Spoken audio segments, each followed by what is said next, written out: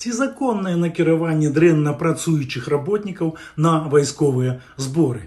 Гісторыя з адпраўкай дрэнна працуючых работнікаў на вайсковыя зборы небяспечная найперш тым, што гэта новая мера пакарання за працоўныя паводзіны. Беларускае заканадаўства такога механізму не прадугледжвае, але што ў сучаснай Беларусі робіцца паводле закону. Закон у гэтай краіне адзін і выглядае ён даволі вар'яцкі, як і сама ідэя, пазычаная з досведу прыгонніцкага рэжыму расійскай імперыі. Паводле закону, калі работнік парушае працоўную дысцыпліну, існуе пералік мер пакарання згодна з артыкулам 198 працоўнага кодэксу. Але адпраўка ў войска ў гэтым пераліку няма. Аднак важна іншае.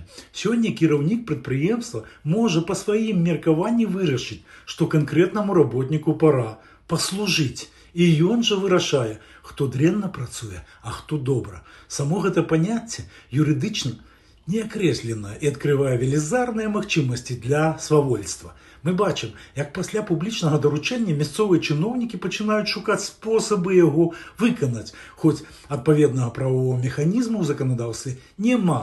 Нагадваю, што ў сельскай гаспадарцы і так не хапае работнікаў, але замест таго, каб стварыць умовы, пры якіх людзі захочуць працаваць, улада працягвае запалохваць.